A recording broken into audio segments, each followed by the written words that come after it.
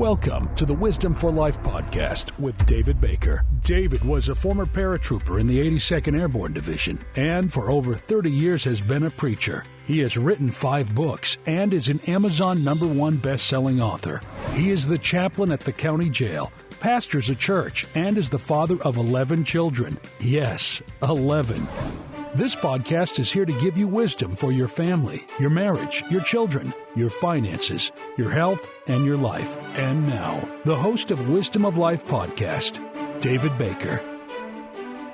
Hello and welcome, David Baker, your host for the Wisdom for Life podcast. Hey, we are glad that you're here. I know I say that every week, but literally, I'm glad that you're here.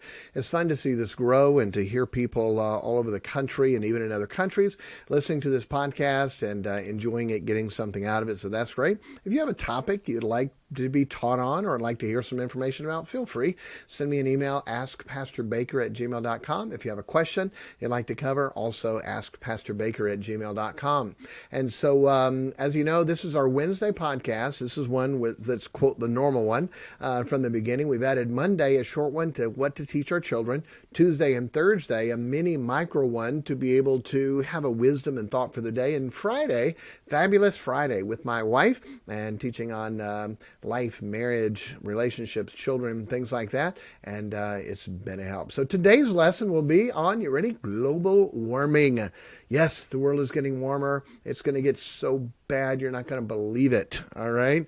By the way, sometimes you better watch out. There's a little sarcasm sometimes. I don't know if you can pick that up. And so sometimes the topic isn't exactly what it seems like it's going to be. So hang in there with me.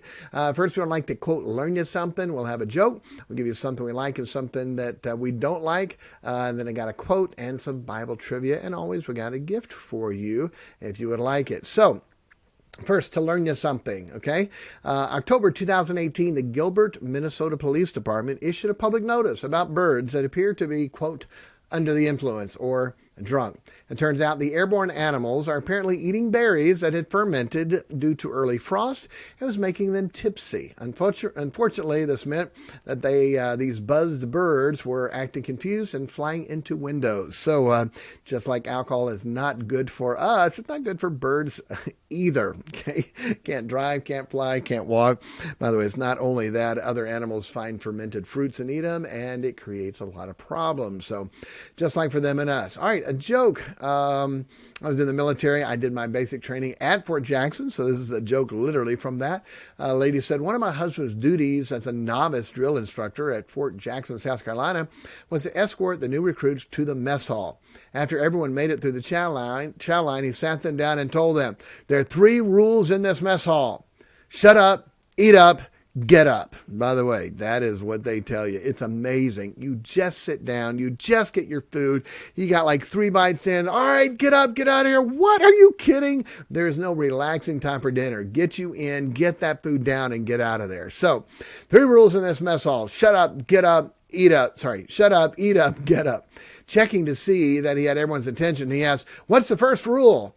Now, by the way, you learn pretty quickly. You don't say, yes, sir. You don't say, yeah. You say, yes, drill sergeant. Okay. Anything you answer with drill sergeant. So he asked the recruits, what's the first rule? Much to the amusement of the other instructors, 60 privates yelled in unison, shut up, drill sergeant.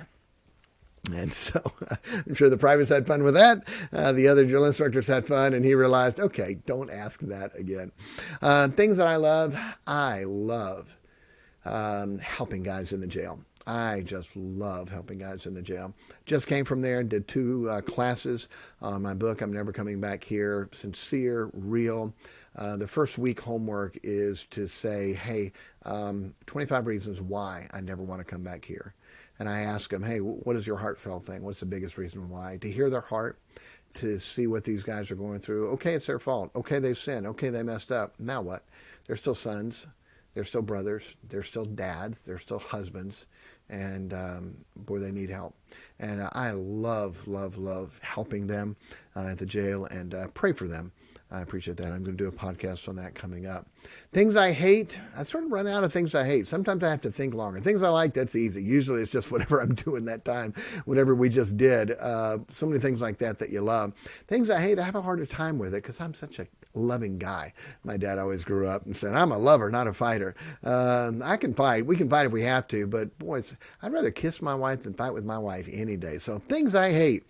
So I typed in Google just to see, all right, let me get some ideas of things people hate. So literally I typed in Google, I hate. Guess what the first thing came up was? Are you ready? Literally, I don't know why it was. I hate, it came up, Alabama. It's like, well, hey, that's good. By the way, I don't hate Alabama, but Alabama football, when you're a Tennessee fan, Alabama football is just something you hate. And especially around here, I don't know why. We're only about an hour from Alabama. There's a lot of Alabama fans. And you hear all the time this, Roll Tide. And it's like, oh, I can't stand to hear Roll Tide. So anyway, for most of the country, you're going to like this because Alabama is usually in the hunt for the national championship, and so the whole country can dislike them. But if you're from Alabama, sorry, I don't hate them. I just dislike them. Let Tennessee win every once in a while, at least once a decade, please. Anyway, all right, quote for the day. We're doing political quotes. By the way, you do understand what politics is, right? I've said this for years. I've said it for 20 years. I haven't heard it a lot, but I know I didn't create it, but I read it somewhere. Politics, what is it? Poly means many. Ticks are blood-sucking creatures. So politics is many blood-sucking creatures. Is that right? Pretty much. We've been giving political jokes. Jay Leno said, if God wanted us to vote, he would have given us candidates. Henry Cate said, the problem with political jokes is they get elected. Last week I used, we hang the petty thieves and appoint the great ones to public office. Boy, that seems true. Clarence Darrow said, when I was a boy, I was told that anybody could become president. And you know, I'm beginning to believe it when you see the people that become president. Really? Really? That's the best we've got? Oh, boy. So we'll continue with those. And Bible trivia last week was Joseph's Egyptian name. Joseph's Egyptian name, Zapanaphania. Can you get that? Zapanaphania. Joseph's Egyptian's name. Okay, give you a little easier one this week. The oldest book penned in the Bible. The oldest book penned in the Bible, okay? Well, that's easy. It is, but it's not what you think when you think of the oldest book in the Bible. I'll give you that, okay? All right, so lesson for today, it's just something I talked about years ago and going to give you a little bit from it, but it just bothers me. The lesson, global warming. Let me give you the statement. You ready? Global warming is real. The world will get hotter and eventually will be destroyed by heat, and man is responsible. I'll prove that from the Bible. 2 Peter 3:9. The Lord is not slack concerning his promise, as some men count slackness, but is long-suffering to us. We're not willing that any should perish, but that all should come to repentance. But the day of the Lord will come as a thief in the night, in the which the heavens shall pass away with great noise, and the elements shall melt with fervent heat, and the earth also, and the works that are therein shall be burned up. See, there is global warming, and who's responsible? Man. All right. Now, that's not what they're talking about when they talk about global warming. They're talking about the CO2 emissions that man is causing is going to destroy the world. Okay. That, listen carefully, is garbage. Okay. That is some of the worst lies that have ever been told. And to see literally trillions, not exaggerating, trillions of dollars spent on this. Right now, as I'm speaking this, our president's either there or just came from there at a global warming summit. They have these all the time where they're teaching our children that we're destroying the earth, and what they're doing, creating so many problems by what they say is global warming, is unbelievable. Al Gore did a documentary in 2006 called An Inconvenient Truth, won a 2007 Nobel Peace Prize for it, and said, quote, the entire North Polar ice caps will be gone in 5 years. Guess what? That's wrong. Okay, he said that in 2008. The global ice caps will get smaller, get bigger, get smaller, get bigger. There's so much ice there now. Sometimes they say there's more than ever. We on Earth, by CO2, do not have the power to destroy the Earth. Now, I'm going to give you the answer first in case you just want to hear the Bible away from it. Then I'm going to read some skeptical things of people, just if you want some facts about global warming. But if you're a Christian and you believe the Bible, okay, then let me give you what the Bible says. Genesis chapter 8, verse number 20. This is all you need to know, okay? End of the subject. The Bible's true. God's true. Everything God said happened, will happen. The prophecies, amazing accuracy that have already taken place. This is true. You're not going to get around it. People can drop the whole global warming issue because of what I'm getting ready to read to you. Most people don't know this in the Bible. Real simple. Genesis 8, 20 to 22. You can see it. Noah builded an altar, okay? God destroyed the world with water because it was so wicked. And there is so much scientific proof to prove the flood. It's unbelievable. Noah builded an ark unto the Lord and took of every clean beast and of every clean fowl and offered burnt offerings upon the altar. And the Lord smelled a sweet savor. And the Lord said in his heart, I will not again curse the ground any more for man's sake. For the imagination of man's heart is evil from his youth. Neither will I again smite any more everything living as I have done. While the earth remaineth, here we go, verse 22, Genesis 8, while the earth remaineth, seed time and harvest, and cold and heat, and summer and winter, and day and night shall not cease. God said it. That's it. That's all you need. God said it. We're done. While the earth remaineth. Now, is God going to destroy the earth? Absolutely. I read those verses first. Will there be global warming? Absolutely. With an incredible fire. Yes, there will be global warming, and God's going to destroy the earth by fire, not by rain again. He promised that. That's the rainbow promise. But God is going to destroy it by fire. So while the earth remaineth, there will be, here we go, seed time and harvest.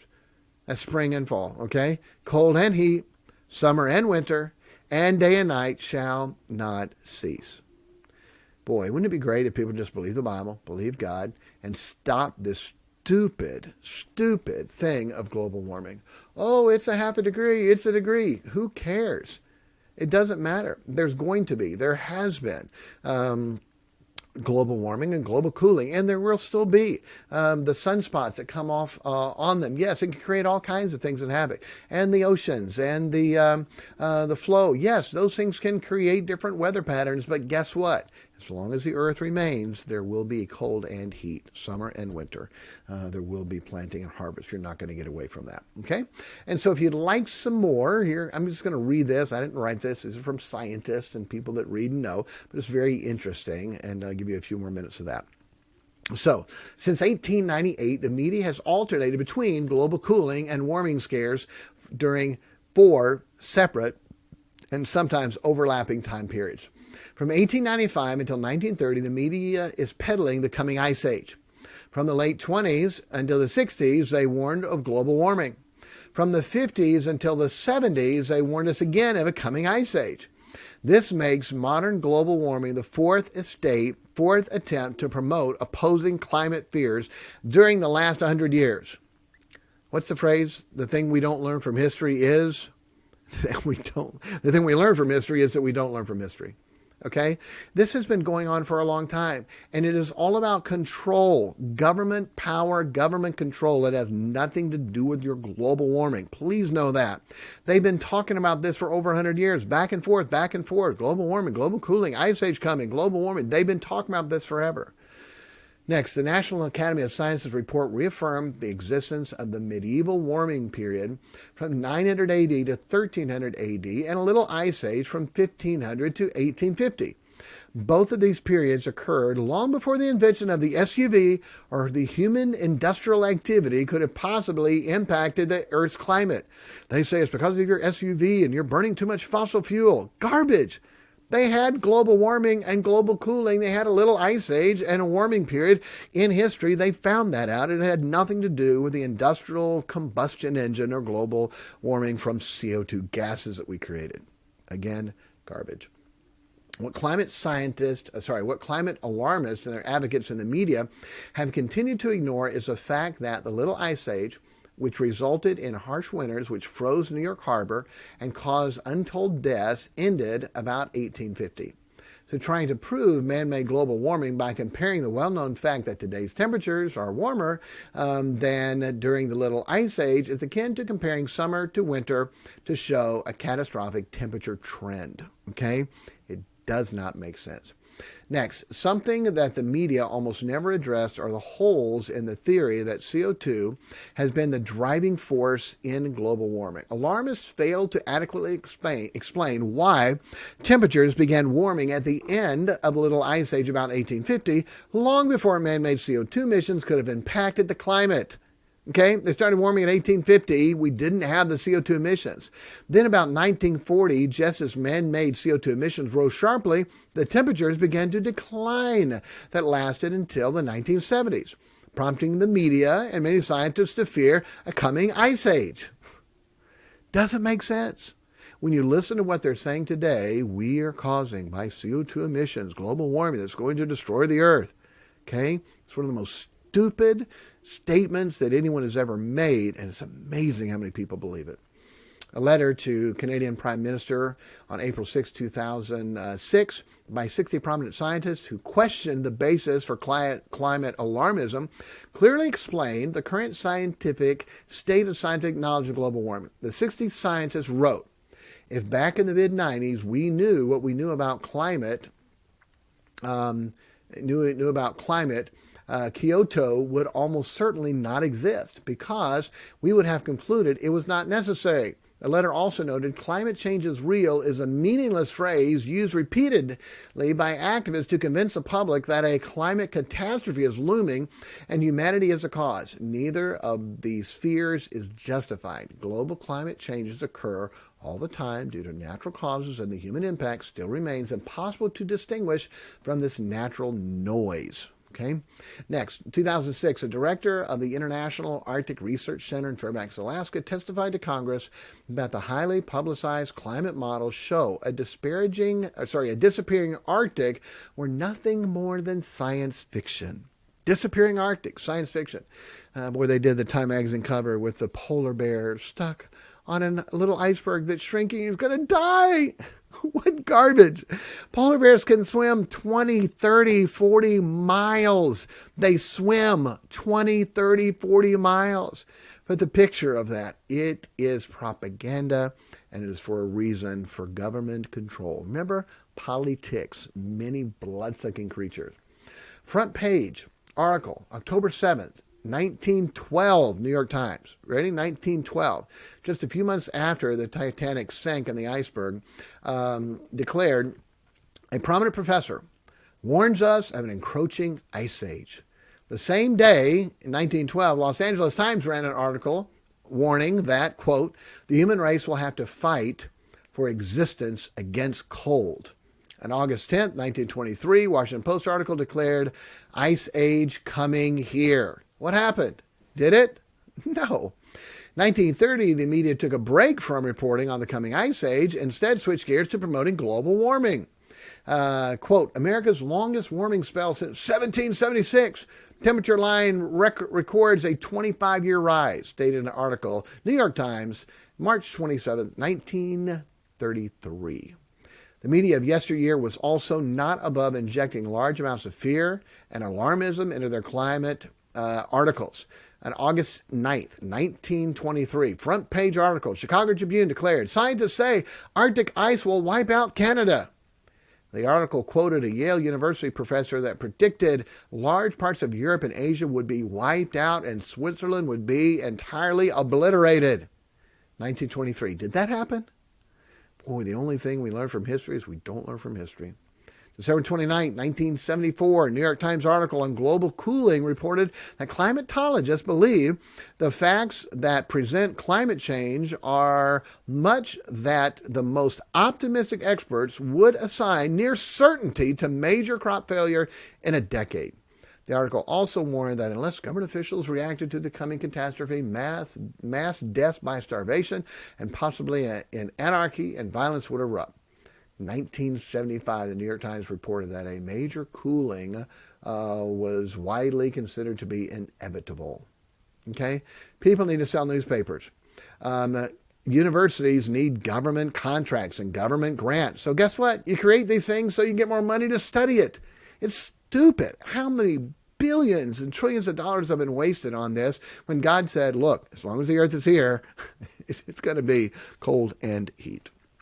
February 19th, 2006, CBS News, 60 Minutes produced a segment on the North Pole. The segment was completely one-sided, reporting an alleged and rapid, unprecedented melting of the polar cap.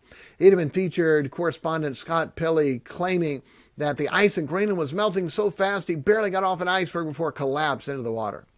60 Minutes failed to inform its viewers that a 2005 study by a scientist named Ola Johannesson and his colleagues show the interior of Greenland is gaining ice and mass, according to the scientists. The Arctic was warmer in the 1930s than today. A couple more of these. According to data released July 14, 2006, from the National Oceanic and Atmospheric Administration, NOAA, NOAA, the January through Alaska statewide average temperature was 55 degrees, 0.55 degrees cooler than 1971 to 2000 average. Okay? Cooler, warmer, 0.5, a half a degree. Okay? It's not going to change anything. Last one. In August 2006, a long-name scientist, I'm not going to try to quote, who heads the space research for the Russian Academy of Sciences, predicted a long-term global cooling may be on the horizon due to a projected decrease in the sun's output. Okay? It's amazing the things that they want to do and try to do to fix this. It is crazy. Let me tell you, lastly, what the problem is. 2 Peter chapter 3, verse number 3. Knowing this first, that there shall come in the last days scoffers, walking after their own lusts, and saying, where's the promise of his coming? And for since the fathers fell asleep, all things continue as they were from the beginning of the creation. For this were they willingly are ignorant of, that by the word of God the heavens were of old, and the earth standing out of the water and in the water, whereby the world that then was, being overflowed with water, perished. But the heavens and the earth, which are now by the same word kept in store, reserved unto fire against the day of judgment and perdition of ungodly men. You know the problem? God says people are willingly ignorant. Verse 5, willingly ignorant of the creation and the flood. They're willingly ignorant that God did this. God started it. God's going to end it. God's in charge of it. Hey, focus on something productive. Stop wasting time and money on global warming, global cooling, ice age, heat. Stop wasting time and money on that. It is stupid and a waste of all that. And if your kids are being indoctrinated into this, kids come home and tell their parents how horrible they are for driving and for creating CO2 and having children. Literally, there are people that are not having children because they don't want to pollute the earth with more CO2 by creating humans. That is such a wrong humanistic philosophy, and it goes totally against God. God said to replenish the earth, to multiply, and to do that. So anyway, global warming is garbage. If you want the verse again, Genesis chapter 8, verse 20 to 22, go look it up. God said there would remain, while the earth remaineth, seed time and harvest, cold and heat, summer, winter, and day and night shall not cease. Believe God, stop with the garbage stuff, and let's get back to doing what God called us to do. Serve God, work, take care of our family, and all the rest, okay? If you, for a gift today, if you would like that, email me, askpastorbaker@gmail.com, and I'll send you that whole outline. There's a lot more stuff in there. You can read and have that for yourself and be able to push against these people who teach and believe this and create all kinds of problems and issues. All right. Hey, be kind to everybody, because everybody's having a tough time. And until next time, get wisdom. It's the principal thing. God bless. Thank you for listening to the Wisdom for Life podcast. If you have any questions for us, email us at askpastorbaker@gmail.com, and we will answer them in an upcoming podcast. The email is askpastorbaker@gmail.com.